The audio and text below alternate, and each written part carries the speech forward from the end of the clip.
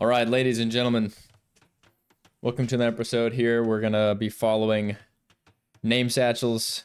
I know enhanced graphics are missing. In this series, we're going to be following different players, specifically here, NameSatchels in the red, ladder climb in the ranked 1v1 arena. Not literally arena, we're playing enclosed here. But we got NameSatchel as the Vikings, as usual, in the red, versus Amazon Music Unlimited in the green as Goths. Enclosed, I haven't seen this player play on Enclosed yet. Make sure we're all caught up here. Yeah, I haven't seen NameSatchel play on Enclosed yet, so this is going to be really interesting. Something that's going to be maybe a little different about this map is, on the one hand, you can close off very easily on this map to get some early defense. But the problem is there's no gold, there's no stone, and there's very little room in the enclosure. So you have to get outside. The thing is about that is you can't build on these roads here. So there's no full walling. It's a very open map. It forces some aggressive behavior, and I think NameSatchel's Viking strategy here, where he goes feudal age, men-at-arms, I think that's going to pay off really well here. Over here in the green, Amazon Music Unlimited, playing as the Goths. This is another infantry civ, and another civ that has high potential for early infantry output because of their cheaper units. Infantry is cheaper beginning in Dark Age, 15%, and then even cheaper, 20% in Feudal Age. So we could see something similar from both players. If this does go late game, I like the Vikings here. NameSatchel typically continues to play into the militia line with this civ. So if both players end up getting to Imperial Age, if the Viking player gets to Champ, Viking champs are going to squash the unique unit from the Goths, which is the Huskarl, because the Huskarl, even though it's cheap, it's quick, it produces extremely fast, and you can mass a lot of them. They're not the strongest unit in the game, and their biggest advantage is having super high pierce armor. So playing against archer civs, the Goths are really, really good late game. But the Vikings, even though they do have Boggs Vigar, which gives their archers an extra attack, so they have potential for really good arbalest.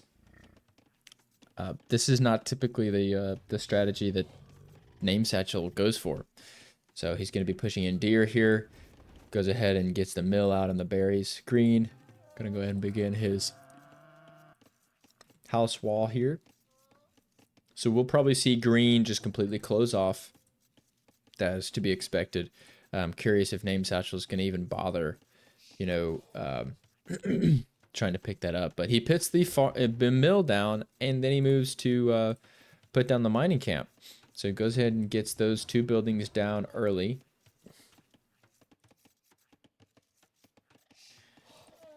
One of the other things that's nice about Enclosed is that the elephants, or whatever, the rhinos, whatever it is in the case, is always right in the enclosure. So it's very low risk of losing a villager, trying to lure it a long distance like you normally have to do on Arabia style maps, which only leaves luring the deer for the rest of the villagers. So pretty even start here from both.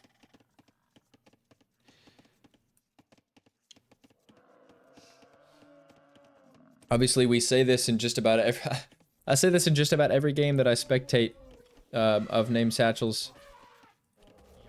And I had to catch my breath there for a second because I thought he was about to lose that Vil. This is a lot of animals on the ground at once. 5 animals on the ground at once. This is going to force... It's not the most efficient. It's pretty nitpicky to nitpick about this at this level. You're losing maybe seconds, but you are losing some food when you harvest that many animals at once, because all animals do decompose as they're on the ground. So with 5 animals on the ground, say you decompose 10 food a minute. I don't know what the rate is, but say you decompose 10 food a minute, and it takes you a minute to harvest all of the animals. Well, if there's only 1 or 2, you'll lose on average, 10 food a minute. Obviously, you'd lose less if you have more villagers harvesting it because it wouldn't be on the ground for as long. But let's say, for argument's sake, it took a minute. With 5 on the ground, you lose 50 food.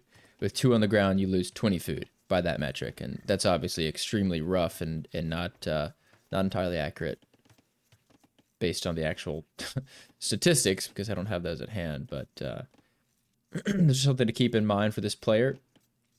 More animals on the ground does mean more decomposition, which is technically lost food. But I digress. One of the advantages of the Vikings is their economy. And as I was saying, I mentioned this in just about every game, but it's just such a crucial part of the Vikings' strength, is that they get wheelbarrow and handcart for free. So as soon as he hits feudal age, he's going to gain 25% carry capacity and 10% speed for his villagers. So his villagers are going to instantly be that much faster. That upgrade isn't cheap in feudal age. If you want to keep your food stored, or the wood even, it's not cheap at this point in the game, and it takes a lot of time for the upgrade to come in. So getting that upgrade immediately for free, as soon as he hits feudal age here, you'll see wheelbarrow come in, and there it is. So the big buff there is, it'd be one thing if it was free, right? If it was free and you could go ahead and purchase it, but you don't even have to wait for it as Vikings. So you immediately get that bonus. We commonly see higher resources collected, a better economy from the Vikings player in one-on-one situations like this, in early game at least. NameSatchel going to try to do some scouting here, see what his opponent's up to.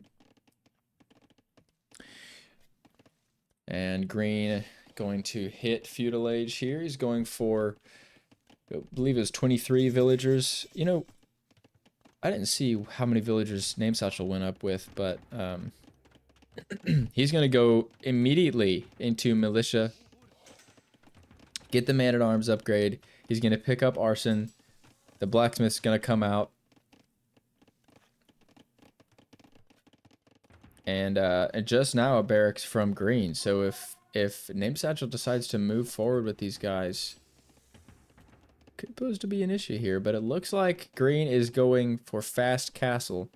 Now this is pretty smart, as Goths. Oh, and archery range coming out as well. Okay, interesting. So one thing NameSatchel is going to want to do here is to keep scouting. Looks like he's going to maybe move forward anyway. But if he keeps scouting up here, he might catch that this archery range is out, be able to get an archery range of his own down. I'm curious to know. I'm assuming archers will come out of this as opposed to skirms. If he assumes that his opponent, if Amazon Music assumes that his opponent knows, about the Goths, knows that he's probably not going to tech into archers, then I would guess that green's not going to go for skirms here. But it definitely looks like he's trying to get up to castle age. So we can expect to see the Goth player to go to stone. Yep, there it is. So he's already on stone. He's going to have enough stone to build a castle by the time he gets to castle age, no doubt. And then he's going to just start on that Huskarl production. But if NameSatchel's able to keep up with the infantry, I mean, this is not good for green here. Again, eco upgrade's always going to come in for NameSatchel as soon as he hits feudal age. Very consistent with that. So he's going to go ahead and move in. Green going to react immediately with a tower. Just got to watch out for that town center fire. One, no, he keeps the man-at-arms alive. So he's going to try to pick off some of these villagers. This is really smart. This is huge. Big villager kills. Force him off of gold. Of course, he's probably not going to see that the stone is up here. NameSatchel is going to try to scout around, see if he could find any more villagers to kill here, but that stone is so far away that unless he really scouts above, he may not see it. He does catch the archer coming out of the range, but the scout trying to get around the men-at-arms is not going to be able to catch up to it in time before it gets within range of the town center. NameSatchel having to micro his units a little bit here. He's going to try to get around to the wood line. He's going to see that tower there. If he notices, he would be able to get to the other side of the tower and break the tower down with his man-at-arms, because it's not in range. That side of the tower is not actually in range of the town center, but decides to just evacuate with what units he has left.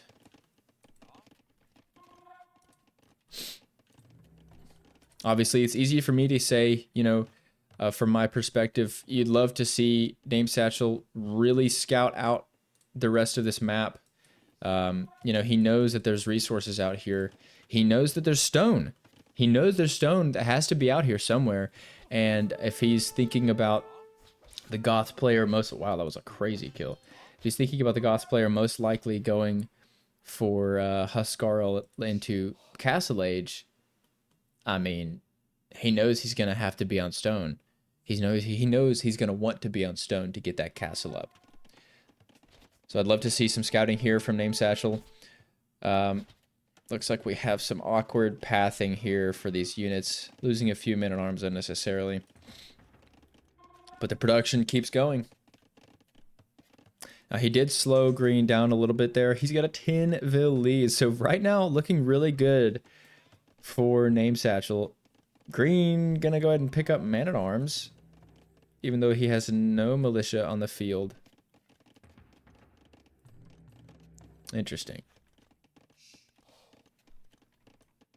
So green with archers. Looks like he's gonna want the archers just to kind of help out his villagers out here. He's gonna also put a tower down to protect his gold.